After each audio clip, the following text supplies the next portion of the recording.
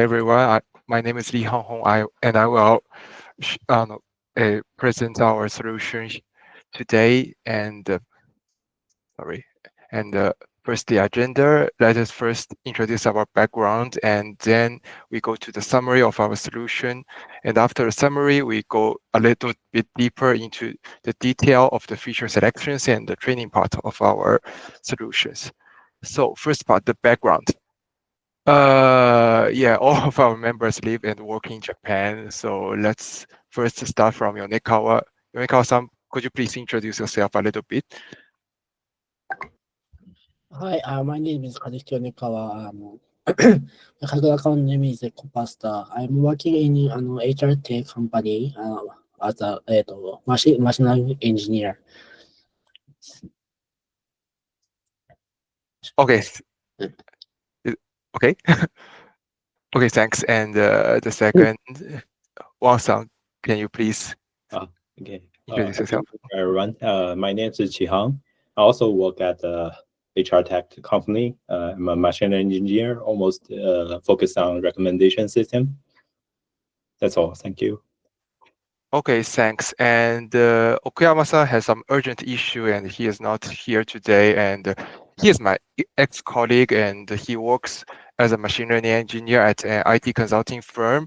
And my name is Lee Han-ho. I'm also working as a machine learning engineer at a tech company, and this is my company in the background name. And yeah, actually, it is the second NLP competition for me and Okuyama. We both majorly focus on computer vision. And so let's start our solution. And first, the summary. And our solution basically composed of 5 phases, 3 for data generation and 2 for training. And the first one is just a simple pre-processing. In the early stage, we found some useful information from the past Eedi competition. There is a subject matter, CSV, and with subject ID and subject name, which is identical to the one in this competition. So I believe they come from the same source, and the subject metadata contains some parent subject like number, for example, number, geometry, and measure statistics. So I just add this parent subject to the training and the test data to give some more contextual information. And this is the first phase. And the second one is chain of thought, pretty much like the first place, but we did not perform extra fine tuning, just use the pre-trained Quen model. And here is the prompt we used. And this is the key part of the prompt. We make the model, we fed the model the wrong answer and the question text to make it explain the mistakes step by step, and then describe the misunderstanding behind the wrong answer to generate some information here. And the third one is also pretty much common, that is synthetic data. I believe most of the teams use this technique, and we also generated many synthetic questions. We generated 3 rounds of synthetic questions. The process is pretty much the same. We first fed the model the misconception name and some few short examples to make it generate a question text. And after the question text is generated, we fed that question text to the math models to let the math models solve the question and give the wrong answer and the correct answer. And after this is done, we fed all of this to the ChatGPT to let it check the quality of the question text, whether it is a good distractor or not, by scoring the question. And besides the synthetic questions, we also made another generation. I call it misconception augmentation, which is to enrich the misconception informations. You know that the misconception basically contains only one short sentences, and that we just think that if we can generate some more text about to describe the misconceptions, that will boost the score in the retrieval. And yeah, here is an example. We let the model to explain the misconception shortly and provide some short cases here, like this.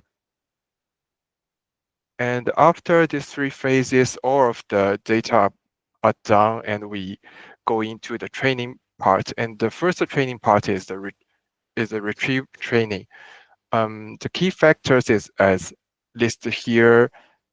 Well, as for the model, basically the larger the better. And for models like when they are not retrieve models, but we used LLM to VEC library to enable the bidirectional attention instead of the default casual attention to make it fit for the retrieve task.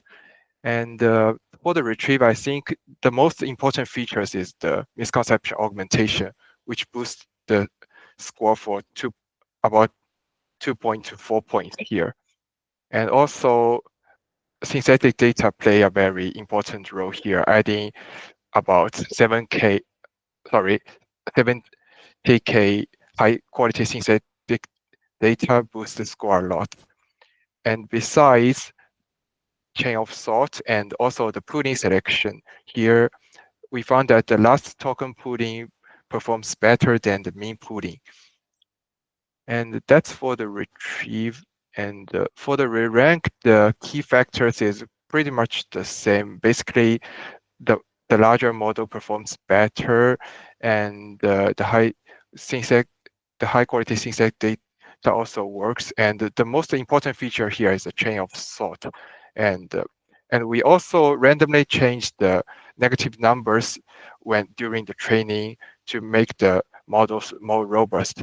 And for the inference, we used the listwise with sliding window methods and TTA, and also perform the post-training quantization to make it work in the Kaggle inference environment.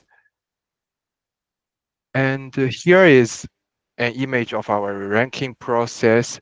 We first re-ranked the 8th to 17th candidates of the candidates provided by the retriever. And after this re-rank is done, we re-rank the top 10 here to enable that the correct answer in a lower rank will be pushed up to the higher rank.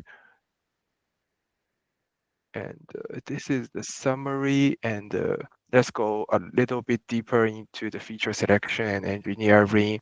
So the first one is chain of thought, and yeah, we use QN as the backbone for the chain of thought, and let the model explain the mistake and then describe the misunderstanding.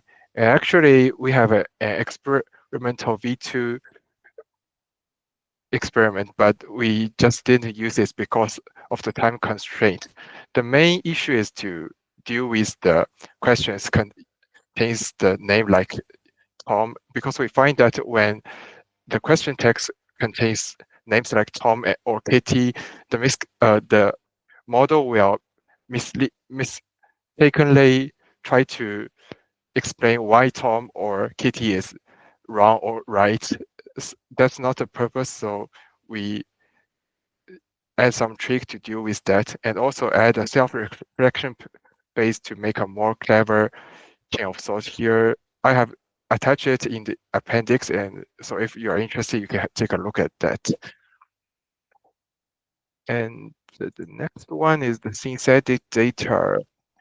So here's the prompt of how we generated the explanation for each misconception here. So this is a key part of the prompt, and please explain the misconception in detail and provide some short cases when the misconception will occur, which leads to the